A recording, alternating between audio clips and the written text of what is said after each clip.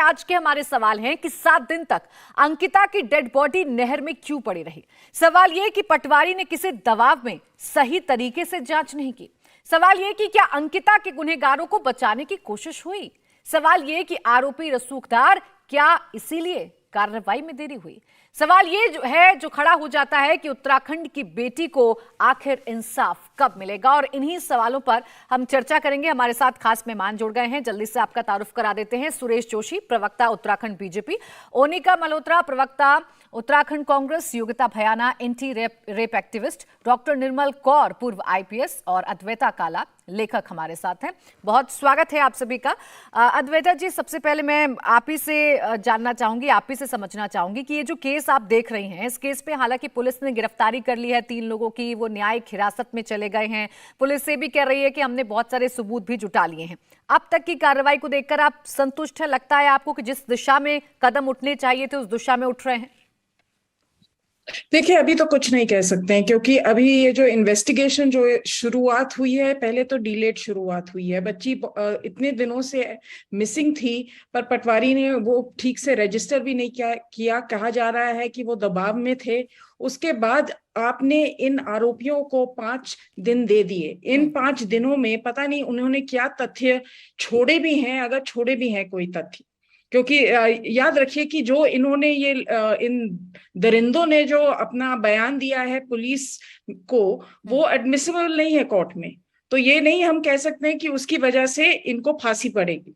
हम ये कह सकते हैं कि हाँ, इन 5 दिनों में सीसीटीवी फुटेज नहीं काम कर रहा है वहां का। इन्होंने अपनी कहानियां बिल्कुल रट ली होंगी कि क्या कहना है, कैसे कहना है, किसको कहना है। ये इन लोगों के पास बेशुमार पैसा है। ये बाहर निकलेंगे और वो पैसे के साथ ये सबसे अच्छे लॉयर्स को हायर करेंगे।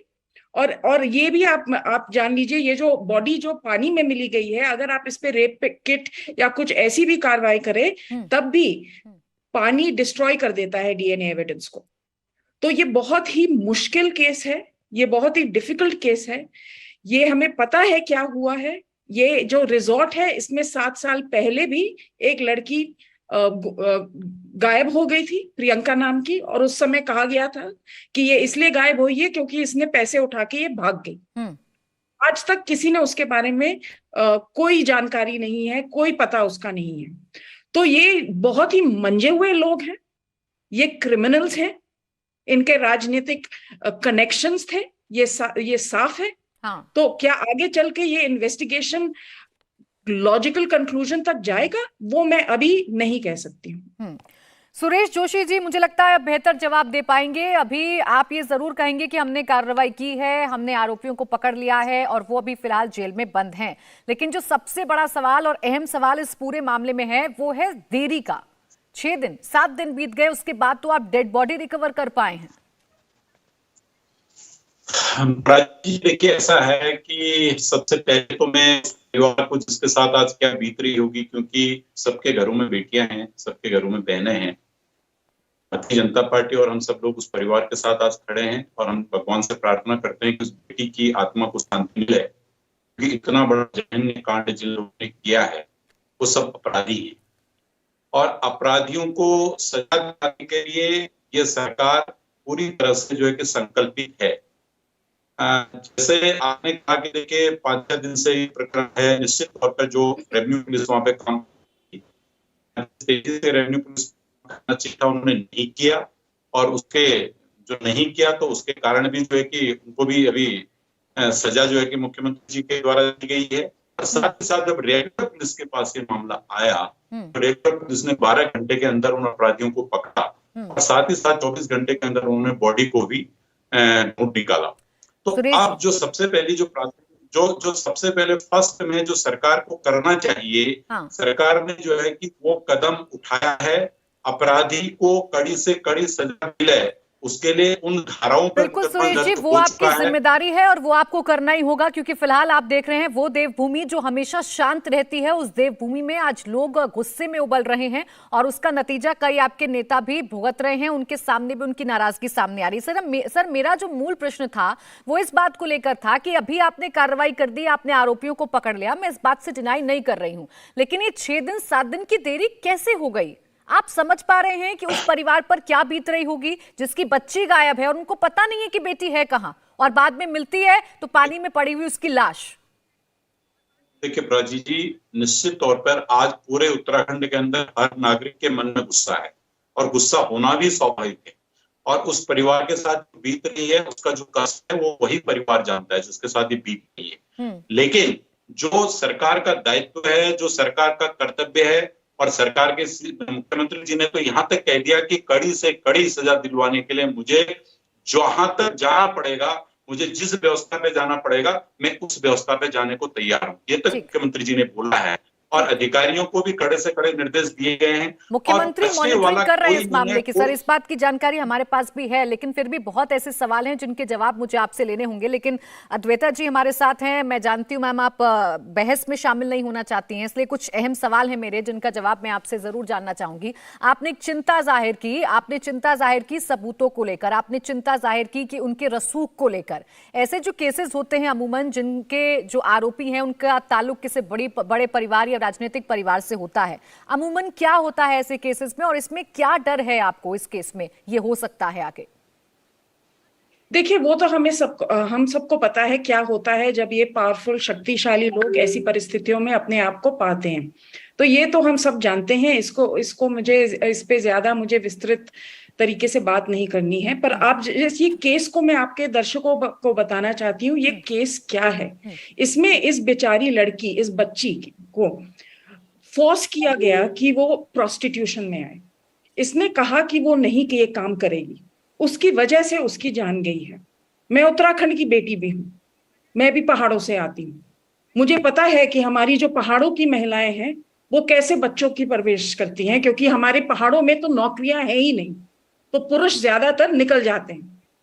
और जब वो निकल जाते हैं तो महिलाएं एकजुट होकर लड़कियों को, लड़कों को बड़ा करके अपने पैरों पे खड़ा कराती हैं, और उस विश्वास से मैदान में भेजती हैं कि वहां जाके उनको काम मिलेगा और डिसेंट काम मिलेगा, एक्सप्लॉयटेशन नहीं होगा। और वो भी एक्सप्लॉयटेशन ऐसी जगह जहां भाजपा का नेता उसके होटल में। आप क्या बात कर रहे हैं? आक्रोश नहीं होगा? हमारी परवरिश जो पहाड़ों की बेटियों की होती है, वो परवरिश ऐसी होती है, लड़कों से कम हमारी परवरिश नहीं होती। हम निकलते हैं घरों से, हम काम करते हैं, हम इज्जत से पैसे कमाते हैं। इसकी हिम्मत कैसी हुई? आप ये केस को समझिए और आक्रोश को समझिए। और मुझे इससे ज्यादा बहस में तो पढ़नी ही नहीं है। आरोप प्रति आरोप, एक नेता दूसरा नेता, मुझे पढ़ना ही नहीं है। मैं ये कहना चाहती हूँ कि पहाड़ों की महिलाओं को ना एनजीओ चाहिए, ना पॉलिटिकल लीडर चाहिए, ना कोई लीडरशिप चाहिए। चिपको मूवमेंट, राज्य का मूवमेंट, पहाड़ों की महिलाएं खड़ी हुई हैं। आज भी पहाड़ों की महिलाएं सड़कों पे हैं, बैठी हुई हैं, कह रही हैं कि जब तक इसको फांसी नहीं होगी हम नहीं उठेंगे। पहाड़ों की महिलाएं को कोई लीडरशिप नहीं चाहिए, न्याय चाहिए। बिल्कुल, इस मसले में न्याय की जरूरत है, और आपकी भावनाओं को जरूर अद्वैत जी इस वक्त सब कोई समझ रहा है, और उस बेटी के साथ, उस परिवार के साथ हर कोई इस वक्त खड़ा भी हुआ है। लेकिन जो आपने जिक्र किया पहाड़ों की दुश्वारियों का, कि कैसे वहां पर बच्चों की अपब्रिंगिंग होती है, उनकी परवरिश होती है, और फिर इस उम्मीद के साथ उन्हें भेजा जाता है कि कहीं इज्जत वाली नौकरियां बेटी भी करेंगी। उन दुश्वारियों में ये जो एक एंगल सामने आया है राजस्व पुलिस का, जो लापरवाही सामने आई है, उससे कैसे डील होता होगा, और वो कितनी बड़ी समस्या है, कितनी जटिल समस्या है ऐसे रिमोट एरिया के लिए? समस्या क्या है? 2018 में कोर्ट का ऑर्डर आया है कि ये रिजर्व पुलिस को रद्द किया जाए, तो हुआ क्यों नहीं है? क्यों नहीं हुआ है अभी तक? नेता क्या कर रहे थे अभी तक? वो जवाब दे। कोई भी पार्टी के हो, दोनों पार्टी पावर में रहे, बताएं हमें। बिल्कुल अद्वैता जी, इसका जवाब मैं जरूर सुरेश जोशी से लूंगी कि आखिर इस फैसले का क्या हुआ, जो फैसला आया था, और वहां की पुलिसिंग की जो व्यवस्था है वो कैसे होगी, इसका जवाब मैं जरूर लूंगी। लेकिन एक और अहम सवाल मैं आपसे जान लूं मैम, कि ये पूरा केस सामने आ गया और आपने बताया कि क्या मानसिकता होगी, किस तरीके से इस केस को प्रभावित भी किया जा सकता है। एक और अहम कड़ी जिसमें देखी जा रही है वो रिजॉर्ट देखा जा रहा है, जिसमें सबूत हो सकते हैं, लेकिन फिलहाल वहां पर भी बुलडोजर चला है। आपको लगता है कि इससे भी कोई फर्क पड़ सकता है इस केस पर? वो देखना पड़ेगा, क्योंकि जब तक हमें जानकारी नहीं मिलेगी कि इसकी हत्या कैसे हुई। अब कहा जा रहा है कि इसको पोस्टमार्टम जब होगा, पोस्टमार्टम कॉज ऑफ डेथ ही बताएगा, उससे ज्यादा कुछ पोस्टमार्टम बता नहीं पाएगा क्योंकि समय बहुत निकल गया है। तो हमें नहीं पता कि अगर उसकी हत्या हुई होटल में या उसको होटल से बाहर लिया गया और फिर ढकेला गया, तो ये हम नहीं जानते हैं। खाली वो जो दरिंदे हैं वो ही जानते हैं, और वो पता नहीं क्या कह रहे हैं पुलिस कस्टडी में। तो हमें ये पता नहीं है। इस सिचुएशन में वो रिजॉर्ट को सील करके रखना था, क्योंकि that can be a possible scene of crime. और ये चीज जो ऑप्टिक्स के लिए नहीं हुई है, अगर इसकी वजह से इन्वेस्टिगेशन पे इम्पैक्ट होता है और ये लोग छूट जाते हैं, तो फिर इनकी खैर नहीं है सरकार की, ये मैं आपको साफ बोल दूं। बिल्कुल। और देखिए, ये तो बात सुनिश्चित सुरेश जोशी जी को भी करनी होगी कि वो जो हत्यारे हैं उनको ऐसी सजा मिले ताकि एक नजीर पेश हो और उत्तराखंड में जो एक अविश्वास पैदा हुआ है वो अविश्वास भी खत्म हो जाए। मैं सुरेश जोशी जी आपके पास आऊं, उससे पहले कि एक रिएक्शन बाकी मेहमानों से ले लूं। ओनिका जी, कांग्रेस किस तरीके से देख रही है इस पूरे मसले को? आपका स्टैंड क्या है? क्योंकि सरकार तो ये कह रही है कि देखिए, हमने इतने घंटों में, रिकॉर्ड टाइम में आरोपियों को भी पकड़ लिया, कोर्ट में भी पेश कर दिया, जुडिशियल हिरासत में भी भेज दिया, और जितनी जरूरी कदम है एसआईटी भी बना दी, हम तो कार्रवाई कर रहे हैं। प्राची जी, बहुत ही दुखद घटना है, तो इसलिए राजनीति नहीं होनी चाहिए, जैसे मैडम ने कहा, मैं भी इस बात को मानती हूँ। बट दुख तब होता है जब लाल किले के प्राचीन वहां से प्रधानमंत्री जी कहते हैं कि महिलाओं का सम्मान होना चाहिए। ठीक उसी दिन बिल्किस बानो के रेपिस्ट को छोड़ा जाता है मैडम, उनका स्वागत किया जाता है, लड्डू पेड़े खिलाए जाते हैं। देवभूमि हो या यूपी की आप लखीमपुर खीरी हो, गरीब तबकों की महिला जिस तरह से उनको फांसी लगा के पेड़ों में लटकाया जाता है, ये कहाँ का अन्याय है? क्या हो क्या रहा है हमारे देश में? फिर आप लोग कहते हैं बहुत हुआ महिला पे अत्याचार, अब की बार मोदी सरकार। क्या कर रहे हैं ये लोग मैडम? 8 साल में कहाँ से कहाँ दशा पहुंचा दी। चलिए, ये कहते हैं हम हेल्पलेस है, जो भी कहते होंगे। इनकी जो नेशनल कमीशन ऑफ वुमेन है वो क्या कर रही है मैम? इनकी स्मृति ईरानी जो बाल कल्याण महिला, वो क्या कर रही है मैम? आज वो ट्वीट करती है, Prachi ji, what's cooking, kitchen का अपना photo, yes something is cooking madam, you need to wake up. आप कहते हैं कि भारत जोड़ो यात्रा में विवेकानंद के स्टैचू को नहीं नमन किया तो निर्लज्जता दिखा दी। अब इनकी निर्लज्जता कहाँ गई मैम? कब तक ये इस तरह से सत्ता में बिल्कुल मदमस्त होके घूमते रहेंगे, परवाह नहीं करेंगे? क्या डबल इंजन की सरकार क्या कर रही है मैम? तो इसलिए प्रश्न उठता है मैम, और उठेगा। और कोई भी पॉलिटिकल पार्टी हो, आपको महिलाओं की सुरक्षित करनी बहुत जरूरी, आपको आपका अहम जिम्मेवारी है, जैसे एजुकेशन है, स्वास्थ्य है। बिल्कुल। और इस अहम जिम्मेदारी को अगर हम इतने ही अहम तरीके से समझ लेते हो ओनिका जी, तो मुझे नहीं लगता कि बार बार टीवी चैनल्स पर हमें ये डिबेट करनी पड़ती, क्योंकि हर कोई ये कहता तो है कि चलिए हम महिलाओं की सुरक्षा करेंगे, हम महिलाओं के लिए ये करेंगे, वो करेंगे।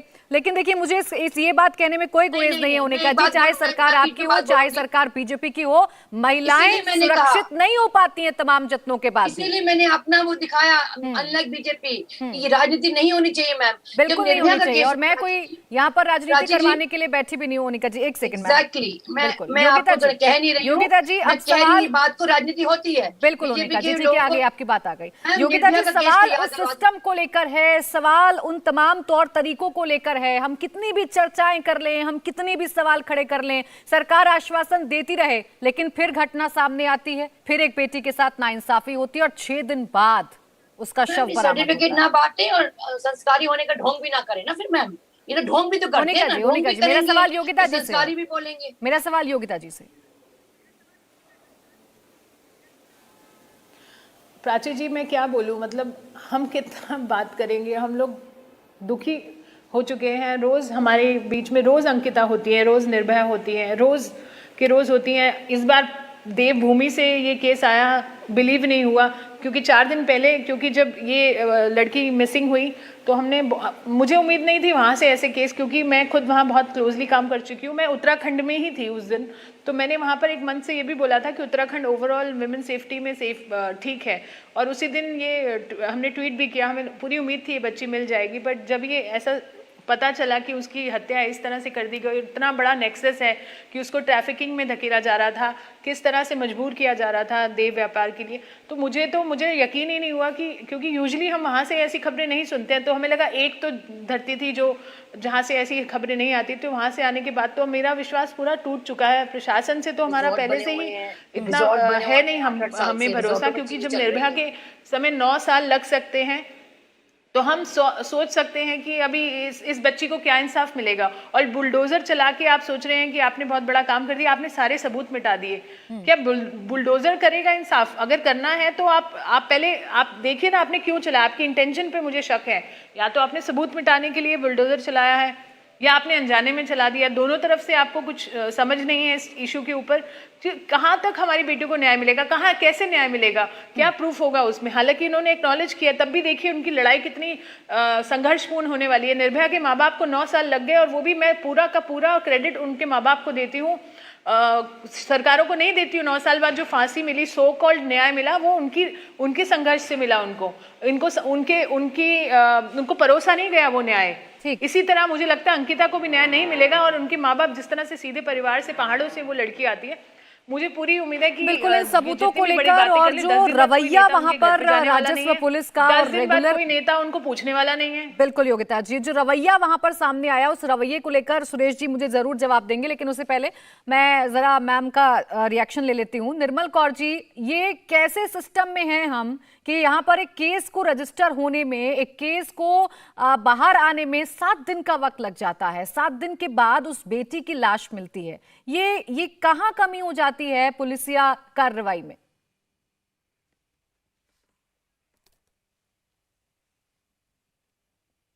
निर्मल जी। जी हाँ, ये तो बहुत दुर्भाग्यपूर्ण, खराब या गलत नहीं कह सकते, देर जरूर हुई, परंतु जैसे ही उन्हें पता लगा, जैसे ही मिला है, लड़की की, बिटिया अपनी की लाश भी मिल गई, और उन्होंने अच्छे से फुर्ती से उसको खोज डाला, और तमाम कार्रवाई भी हुई है। तो वो स्वागत योग्य है कि उसको, ऐसा नहीं कि उसको बहुत पैम्पर करके और उसको सिस्टम से बाहर समझा गया, अपराधी की तरह है। और एक बहुत ही वेलकम चीज जो इस पूरे प्रकरण में सामने आई है कि जनता कितनी जागरूक है। जनता ने जो अपने हाथ में मसला लिए, वहाँ की लेडीज ने, वहाँ की जनता ने, जो कि न्याय मांग रहे बिटिया के लिए, देखिए लगा दीजिए, क्या बोल रही जनता जब जागरूक होगी तो क्राइम कभी हो नहीं सकता। क्राइम तभी होता है जब जनता में जागरूकता का अभाव है, उसको हम एडवोकेट कर देते हैं पुलिस के लिए। जनता एकदम, जनता जागरूक है, जनता वहाँ एकदम धरना दे रही है, प्रदर्शन कर रही है। वहाँ की महिलाएं लगा दीजिए, आपने लाश ढूंढ दी, बच्ची की लाश मिली क्यों, उसका मर्डर क्यों हुआ, ये सब नहीं करेंगी। ये ऐसी स्थिति आई क्यों कि उसके साथ ऐसी ठीक है। इस बात का जवाब सुरेश जोशी जी। सुरेश जोशी जी, देखिए 2 पॉइंट्स हैं इसमें। अगर पहले ही, एक सेकंड योगिता जी, अगर पहले ही, क्योंकि पुलकित तारे के बारे में वहां के स्थानीय लोगों का कहना है कि हम पहले से शिकायत करते थे, उस रिजॉर्ट के बारे में हम शिकायत करते थे, जब बच्ची मिसिंग हुई, जब पहली एक और लड़की मिसिंग हुई जिसका जिक्र गांव वाले कर रहे थे, हमने तब भी शिकायत की।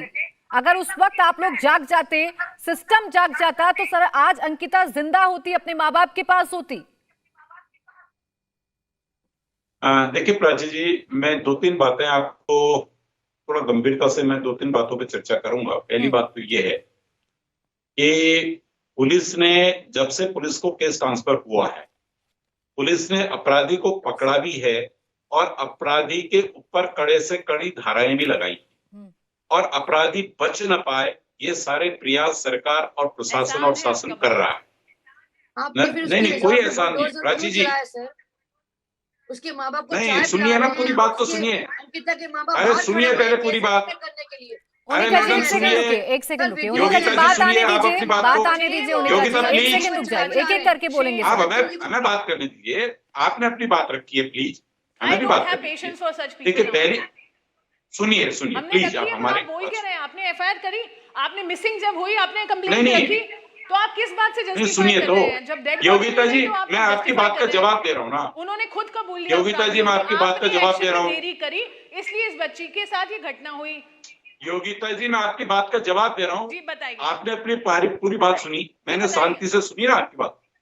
अब देखिए, पहली बात, आप जो कह रही है कि सरकार ने बुलडोजर चलाया, आपकी जानकारी में नहीं है, कोई बुलडोजर नहीं चला है।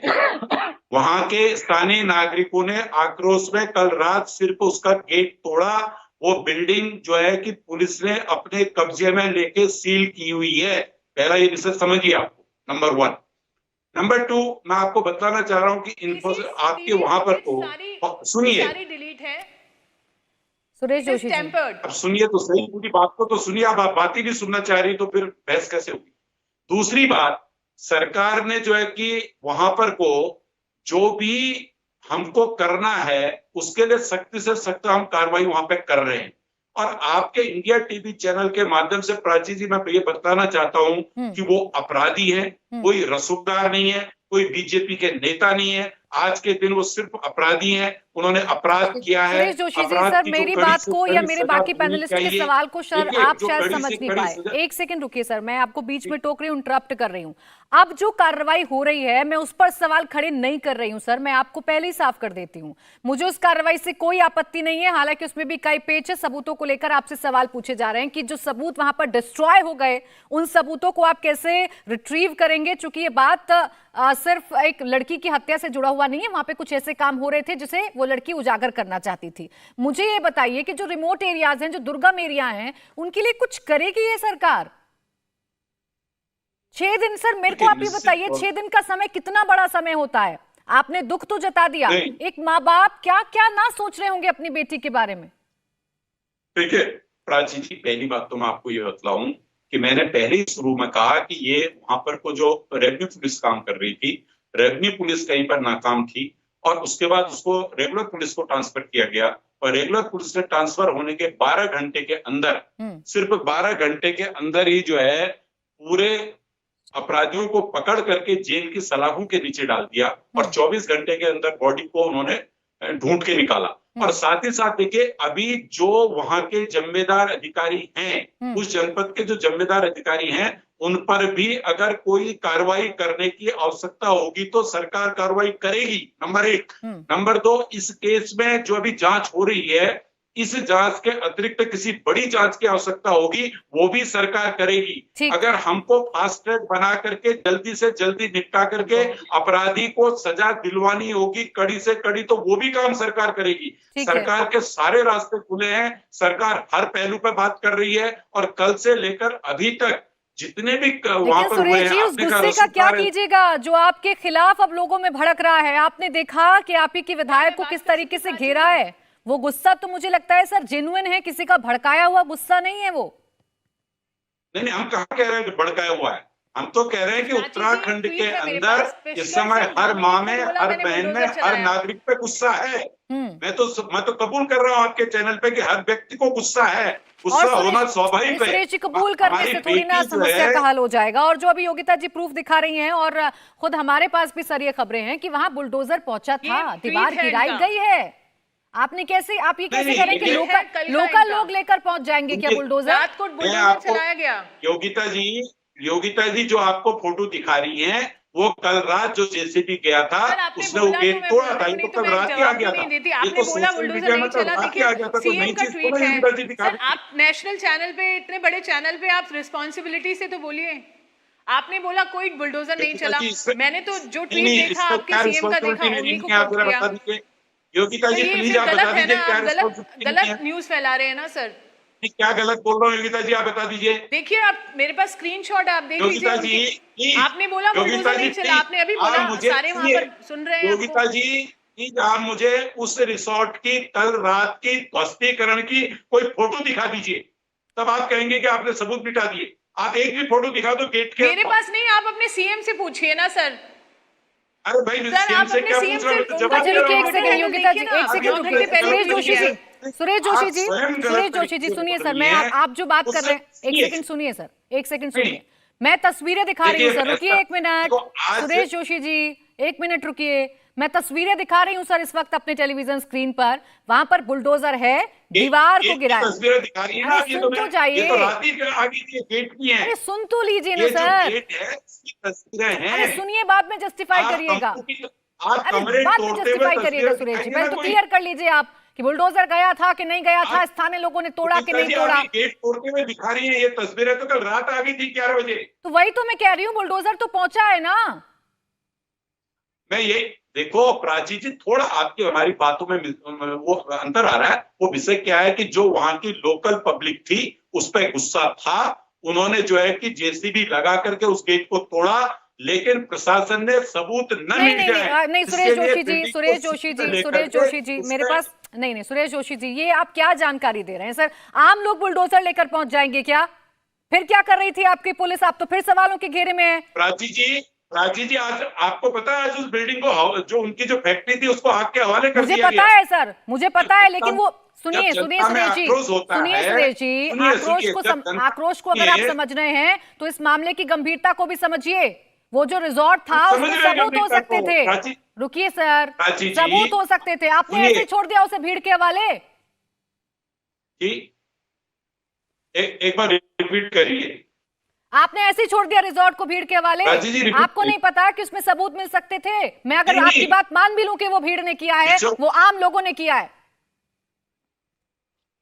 प्राची जी, वहां पर वो 2 पॉइंट है, एक फैक्ट्री है, एक रिसोर्ट है। फैक्ट्री को जो है, फैक्ट्री का पार्ट अलग है जिसको आज आपके हवाले कर दिया गया। ओहो, सुरेश जोशी लेकिन जी, जो आप रिसोर्ट ना का मुद्दे पार्ट को है, ऐसे गोल गोल घुमा रहे हैं सर। आप उस बात का जवाब नहीं दे पा रहे। बेसिक जो कंसर्न है यहाँ पर किस बात योगिता का जी जवाब का दे और रहा हूं? मेरा, आज वो इस बात- सबूतों आज को इस लेकर बात को है। इसलिए उसी का तो दे रहा हूं। अगर उसके कमरे को ही तोड़ दिया गया अंकिता के, या फिर उसकी दीवारों को ही तोड़ दिया गया, नहीं तोड़ा तो गया। सीसीटीवी अगर वहां नहीं से तोड़ा खत्म गया। हो गए तो आप कैसे वहां पे सबूत जुटाएंगे, बताइए मुझे। नहीं, देखिए सुनिए, सीसीटीवी तो जब कल जांच, सुनिए पहले पूरी बात को, आपको कितनी जानकारी मैं नहीं कर सकता। सीसीटीवी कई दिनों से वहां पर बंद पड़े हैं, ऐसी सूचना आ रही है। पहली बात सुनिए, सीसीटीवी कई दिनों से बंद पड़े हैं, ऐसी वहां पर सूचना आ रही है, जो जांच में आ रही है। लेकिन वहां के जो रिसोर्ट के जो कमरे हैं वो पुलिस कस्टडी में है, उसकी जांच चल रही है, और उसके बाद वो जो अवैध पाए जाएंगे तो वो भी टूटेंगे।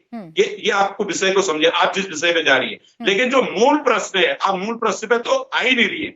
मूल प्रश्न ये है कि जिसने अपराध किया है, उन अपराधियों को सजा देने के लिए सरकार किसी भी स्तर तक जा सकती है। कानून सम्मत जहां तक होगा वो अपराधी नहीं बचेंगे। ये मैं नेशनल चैनल पे बोल रहा हूं सर, ये आपकी मैं बहुत जिम्मेदारी है, ये जिम्मेदारी के आपको साथ करना ही बोल रहा हूं। पड़ेगा, ये आपको करना ही पड़ेगा सर। इसमें कोई नया काम नहीं है। अगर अपराध हुआ है, एक बेटी के साथ अपराध हुआ है, तो ये आपको करना ही होगा।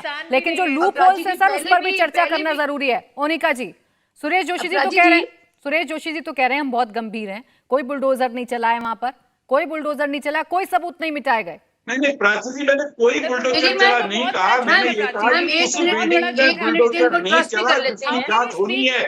आप शब्दों को घुमाइए मत।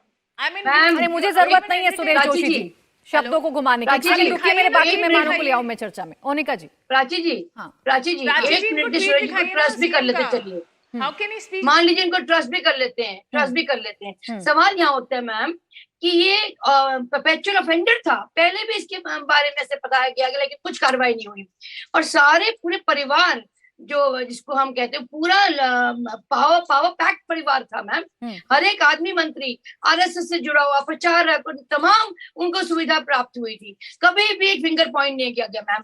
और जो रिजॉर्ट है वो कहते हैं अवैध बना था, तो पहले क्या हो रहा था मैम? ये तो चलो वारदात हो गई तो नजरों में आ गया, उससे पहले यानी कि मैम इनके जितने पटवारी या जितने जो लैंड रिलेटेड लोग हैं वो सब मिले हुए थे, अलाउ किया था इनको। एक रिजॉर्ट जहाँ की परमिशन आपको हर स्टेप में चाहिए होती है ma'am, time to time verification होती है, तो उसका मतलब आंखें बंद थी और इसलिए वारदात हुई ना मैम। आप माफी मांगना और आप कार्रवाई करना, ये जस्टिस डिनाइड जस्टिस डिलेड वो वाली बात हो गई है मैम। तो पहले अगर कार्रवाई हो जाती एक कंप्लेंट पे तो हमें लगता कि हाँ चलिए बाहुबली होंगे, लेकिन कानून सबके बराबर है। जब कानून वो बराबर तो चूक नहीं हो होता गई, उस पर सुरेश जोशी जी जवाब नहीं दे रहे, लेकिन ये जरूर कह रहे हैं कि हमने गिरफ्तारी कर ली है, आगे सरकार कड़ी कार्रवाई करेगी, इस बात पर भरोसा दिला रहे हैं। योगिता जी, आई होप कैनी साहब की तरह ना हो मैम, लखीमपुर खीरी की तरह ना हो। ठीक है। ओनिका जी, योगिता जी। प्राची जी, मैं एक बहुत टिपिकल जो एटीट्यूड है ना पुलिस का, जब मिसिंग हो जाती है लगभग इसी उम्र की लड़कियां, तो उनका सबसे पहला रिएक्शन होता है किसी लड़के के साथ चली गई होंगी या कोई भगा के लिए गया होगा या अपनी मर्जी से गई होंगी। वो मिसिंग कंप्लेंट लिखना ही नहीं चाहते हैं और उसका रिजल्ट अंकिता नहीं है। दिल्ली में न जाने हमारे पास कितने केसेस आते हैं, अलग अलग प्रदेश से ऐसे केसेस आते हैं। जो ये मिसिंग कंप्लेंट पे एक्शन ना लेना, जो पुलिस का जो रवैया है ना, और प्रशासन का भी, अगर वो पिता और माँ बेचारे इतने पहाड़ों से इंटीरियर से वो पहुंचे भी तो उनको एंटरटेन नहीं किया गया, और ये दशा हर जगह है भारत में। तो मुझे लगता है कि कहीं ना कहीं एक ऐसा कानून आना चाहिए कि इमीडिएटली रजिस्टर्ड होनी चाहिए FIR, specially when it comes to girls and children. तो वो होकर इमीडिएट कार्रवाई होनी चाहिए, ढूंढना चाहिए पुलिस को। It is there last priority. उनको कोई मतलब नहीं है ढूंढने में, तो कितनी जगह तो हम खुद ढूंढने निकल जाते हैं लड़कियों को, लेकिन आज तक उसका कोई नहीं है। फंड भी उसमें निर्भया का, लेकिन उसकी यूजेस नहीं है, ना फास्ट ट्रैक कोर्ट है, ना इन कैमरा रिकॉर्डिंग है, कुछ भी तो नहीं है। निर्भया के टाइम में मैम जस्टिस वर्मा कमेटी बनी थी, सारे रूल्स बदले गए, इनसेंसिटिव कमेंट्स। ठीक है मोनिका जी, छोड़िए इस बात को, छोड़िए मोनिका जी। मतलब देखिए मैं फिर ये बात कहूंगी ना, सुनिए मोनिका पुलिस स्टेशन में आपको समझ में मोनिका जी आएगा। सुनिए ना, अगर तमाम सरकारें इतनी ही गंभीर होती ना तो इस मुद्दे पर मुझे बैठकर यहाँ चर्चा नहीं करनी होती। किसी दूसरे सरकार में अगर ये कमी हो गई तो बेशक आप सवाल उठाइए, अब विपक्ष में हैं, लेकिन ये शुरुआत से कमियां होती चली गई और अब भी हो रही हैं। ये सिस्टम में हो गया है, इन है ये बड़े-बड़े वायदे ये इन है प्राची जी, वादे किस लिए? मोनिका जी आप प्रश्न को नहीं समझ रही ना, मैं यही तो कह रही हूँ कि सरकार कोई भी हो स्थिति एक जैसी रहती है। निर्मल कौर जी यहाँ सबूतों को लेकर चर्चा, रुकिए बिल्कुल उखाड़ देना चाहिए। मोनिका जी जिस निर्लज्जता से बातें करते हैं लोग, कितनी बेरहमी से गरीब बच्चों का, ठीक है मोनिका जी, ठीक होता है। आगे आपकी बात, बाकी मेहमानों पर चले जाऊं, अगर ये गंभीर इशू है तो मैं चर्चा कर लूं बाकी एक्सपर्ट्स पे भी। निर्मल कौर जी मुझे एक चीज समझाइए।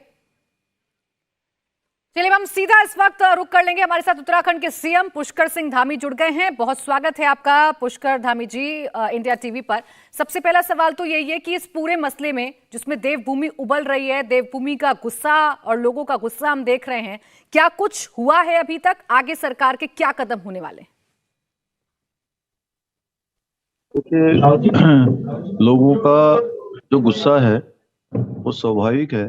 हमारे उत्तराखंड की बेटी के साथ, हमारी बहन के साथ जिस प्रकार से जघन्य ये अपराध हुआ है, जघन्य जो घटना हुई है, उसका सभी को बहुत दुख भी है और रोष भी है। हमने इसका संज्ञान लेते हुए सीधे ही जो है त्वरित रूप से कार्रवाई की है। जो आरोपी हैं, अपराधी हैं, उनको जेल भेजा है और सख्त कार्रवाई पुलिस कर रही है। इसके साथ साथ जो उनका अवैध निर्माण था वन भूमि पर, सरकारी भूमि पर, उस निर्माण को भी ध्वस्तीकरण की कार्रवाई की है और ध्वस्तीकरण कार्रवाई के साथ साथ पूरे उस रिजॉर्ट को सील किया गया है, जिससे कि फॉरेंसिक जांच ठीक प्रकार से हो पाए और सही साक्ष्य प्राप्त हो पाए। इतना ही नहीं, इससे आगे जाकर हमने एसआईटी का गठन भी किया है, जिससे कि सारे पहलुओं की ठीक प्रकार से जांच हो, कोई भी अपराधी बच न पाए, कोई भी कोना हो वो खाली न रहे और इस पर सख्त से सख्त कार्रवाई जो हो सकती है वो हम कर रहे हैं। हमारी पार्टी ने भी एक्शन लिया है, जहां इनके भाई को और इनके पिताजी को पार्टी से निष्कासित किया है, वहीं सरकार से भी हमने उनको हटाया है। सरकार के एक दायित्व पर थे, वहां से भी हमने हटाया है। इसलिए ये कुछ लोगों के द्वारा जो अनावश्यक रूप से केवल राजनीति के लिए कुछ मुद्दों को उठाया जा रहा है, इस मुद्दे पर राजनीति करना ठीक नहीं है। ये हमारी बेटी है, उसको न्याय दिलाना हमारी प्राथमिकता है और हम उसको न्याय दिलाकर रहेंगे। बिल्कुल धामी जी, वो बेटी जो 6 दिन बाद जिसकी लाश को बरामद पुलिस कर पाती है। खैर धामी जी, आपने एक जिक्र किया था अभी, ध्वस्तीकरण का आपने जिक्र किया था, मैं उसी को लेकर एक कंफ्यूजन है, हम चर्चा उसी को लेकर कर रहे थे। कंफ्यूजन ये है कि जो ध्वस्तीकरण की कार्रवाई हुई है वो रिजॉर्ट में हुई है, वहां पर साक्ष्य जो जहां पर साक्ष्य मौजूद हैं उस जगह पर भी ध्वस्तीकरण की कार्रवाई हुई है। उस साक्ष्य को प्रिजर्व करने के लिए, सुरक्षित करने के लिए क्या कदम उठाए गए हैं? उस जो भी साक्ष्य हैं उन साक्ष्यों को पूरी तरह से साक्ष्य बचे रहें, साक्ष्य सुरक्षित रहें, उसके लिए वहां पर सारे के अंदर के जितने भी उनके रूम हैं उन सारे रूमों को सील कर दिया गया है। प्रशासन ने उसको सील कर दिया है, उसमें फॉरेंसिक की जांच होगी और जांच के बाद ही आगे की कार्रवाई होगी। चलिए ठीक है, यानी ये सुनिश्चित कर दिया आपने इंडिया टीवी पर कि जो साक्ष्य हैं वो सुरक्षित हैं और वहां पर आगे फॉरेंसिक की जो टीम है वो काम करेगी। लेकिन एक और बड़ा अहम सवाल इस मसले में है, वो 6 दिन के गैप का है। वारदात हो जाती है, एक माँ बाप आप समझ रहे हैं, आप समझ रहे हैं सर, आप खुद ही जी जी ऐसे बिल्कुल ऐसे इलाके से आते बिल्कुल। हैं, आप देखते हैं कि वो माँ बाप कितने जी सीधे, और वो जब शिकायत लेकर जाते हैं तो उन मैं पर क्या बीत रही होगी सर, ठीक से जवाब ना मिलना, 6 दिन की नहीं देरी जो होना। भी नहीं, निश्चित रूप से इसमें देरी हुई है और जो देरी के लिए जिम्मेदार हैं, जो दोषी हैं, उनके खिलाफ हम कार्रवाई कर रहे हैं और भी जो कठोर कार्रवाई करनी होगी उनके खिलाफ भी कार्रवाई करेंगे। और इस घटना से एक नजीर भविष्य के लिए ये जरूर बननी चाहिए, हमें हमारा पूरा संकल्प है कि हम एक नजीर बनाएंगे जिससे कि आने वाले समय में कोई भी इस प्रकार की घटनाओं की पुनरावृत्ति करने के बारे में तो बहुत दूर की बात, इस तरफ सोचना भी उनके लिए बहुत भारी पड़े, सोचने तक की भी कोई न सोचे। धामी जी, यानी जो 6 दिन की देरी, जो लापरवाही जिसका जिक्र आप भी कर रहे हैं, इस मामले में अगर गाज भी आपको गिरानी पड़े कुछ लोगों पर तो संभव है, हम ये समझें कि आगे कार्रवाई होगी ताकि एक नजीर हाँ पेश हो। जी बिल्कुल बिल्कुल बिल्कुल कार्रवाई होगी और इसमें किसी को कोई संदेह नहीं करना चाहिए, किसी प्रकार का कोई संशय नहीं है।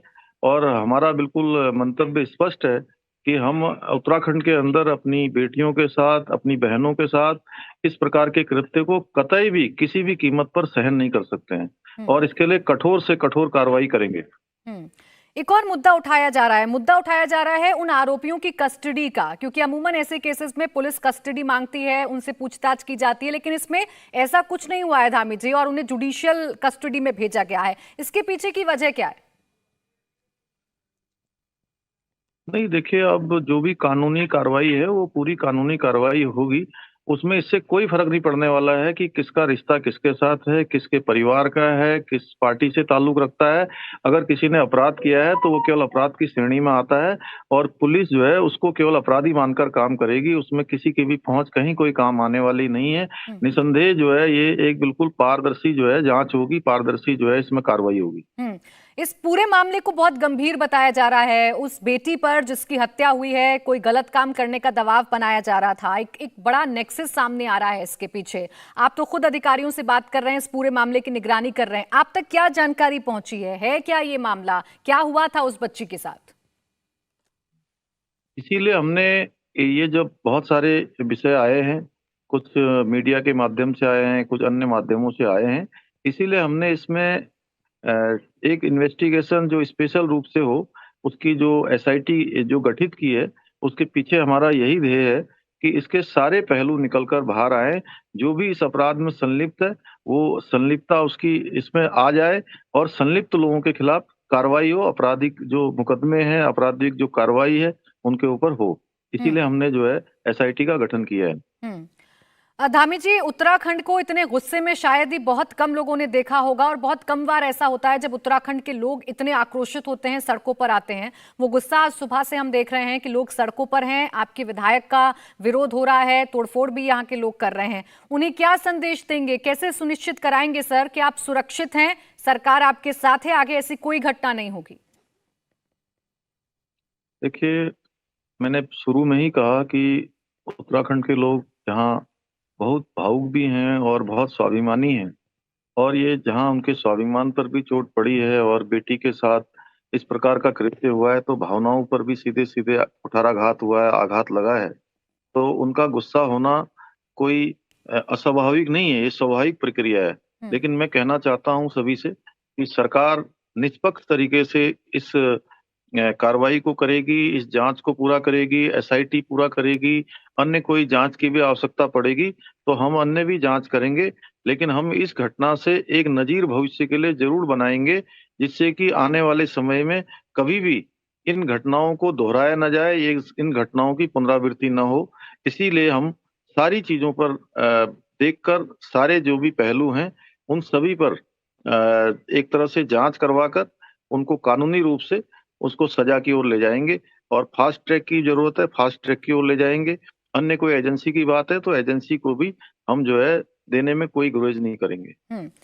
धामी जी, एक और बहुत बड़ा मसला जो उत्तराखंड से जुड़ा हुआ है वो है राजस्व पुलिस का, क्योंकि यहाँ पर अगर वो पुलिस अपनी भूमिका शुरुआत में ही ठीक से निभा लेती तो शायद आज वो बेटी हम लोगों के बीच में जिंदा होती। और जहाँ तक मुझे जानकारी है कि विधानसभा अध्यक्ष ने बाकायदा आपको चिट्ठी लिखी है, रितु खंडूरी जी ने, और कहा है कि सिस्टम को खत्म कर दीजिए, ध्वस्त कर दीजिए, जितना जल्दी हो रेगुलर पुलिस की तैनाती करिए। इसके लिए अब क्या कदम उठाएगी उत्तराखंड सरकार? नहीं, उत्तराखंड में देखिए बहुत समय से चला आ रहा है। यहाँ की भौगोलिक परिस्थितियां बहुत अलग अलग प्रकार की रही हैं। उसके आधार पर यहाँ पर जो हमारे पर्वतीय क्षेत्र हैं वहाँ पर राजस्व पुलिस की व्यवस्था रही है। अब हमें जहाँ जरूरत पड़ेगी हमने पहले से ही जो है इसको मॉडर्नाइज करने का और इस सिस्टम को सीधे पुलिस को देने का जो है पहले से ही हमारा प्रस्ताव है। हम उस पर काम कर रहे हैं और हमारी सरकार का ध्येय है कि जहाँ जहाँ पर भी हमको सीधे पुलिस की आवश्यकता है वहाँ हम पुलिस की व्यवस्था करेंगे। धामी जी, एक और मेरा आखिरी सवाल, जो पीड़ित परिवार है उनसे क्या आपकी बात हुई है? आपके लोग मिले हैं पीड़ित परिवार से, जाकर उन्हें विश्वास दिलाया है कि आपकी बेटी के साथ इंसाफ होगा? नहीं, मुझे मेरी अंकिता के पिताजी से बात हुई थी हाँ। और मैंने उनको कहा है कि चूंकि ये बहुत दुखद घटना है, ऐसे समय में पूरा उत्तराखंड और पूरा हमारी सरकार उनके साथ है। हम हर तरीके से उनके साथ हैं। जहाँ पर भी उनकी बेटी जरूर है लेकिन वो हम सब की बेटी है। उस बेटी के साथ न्याय होना चाहिए, पूरे परिवार के साथ न्याय होना चाहिए, हम ऐसा मानते हैं और हम इस प्रकार की कार्रवाई कर रहे हैं। उनको मैंने पूरी तरह से बता दिया है। एक चिंता जो यहाँ से खड़ी हुई है वो रेवेन्यू पुलिस को लेकर खड़ी हुई है, उसके रवैये को लेकर खड़ी हुई है। आपने बताया कि ऐसे जगहों पर आप मॉडर्नाइजेशन कर रहे हैं, लेकिन कब तक इस समस्या से दो चार होना पड़ेगा ऐसे लोगों को? कब तक पटवारी के पास जाना होगा? पटवारी लिखे ना लिखे, उसे गंभीरता से ले ना ले, फिर कब रेगुलर पुलिस उसमें इंटरफेरेंस करेगी? तब तक बात बहुत बिगड़ जाती है पुष्कर धामी जी। नहीं नहीं, इस प्रकरण में तो तत्काल ही ये व्यवस्था हो गई थी कि पुलिस को दे दिया गया था। लेकिन ये व्यवस्था केवल एक जगह के लिए नहीं है, मैंने पूरे उत्तराखंड की बात की है। पूरे उत्तराखंड में हमारे यहाँ रेवेन्यू पुलिस की व्यवस्था है। उन सभी जगह पर जहाँ पर भी चूंकि पुराने समय से चला आ रहा था, लेकिन अब नए समय में जहाँ नए निर्माण हुए हैं, नई ये सब हमारे भौतिक सुख सुविधाएं साधन बढ़े हैं, तमाम जगह पर जो है सड़कों का निर्माण हुआ है, तो उसके अनुरूप हम उसका एक पूरा आकलन करेंगे और उस आकलन के आधार पर जहां जहां भी सीधी पुलिस की आवश्यकता होगी वहां पर हम उस व्यवस्था को करेंगे।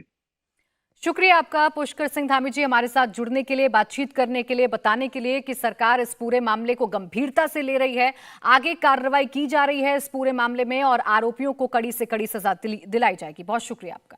इंडिया टीवी हर वक्त हर जगह डाउनलोड करने के लिए सर्च करें India TV news Google play store या ऐप स्टोर पर।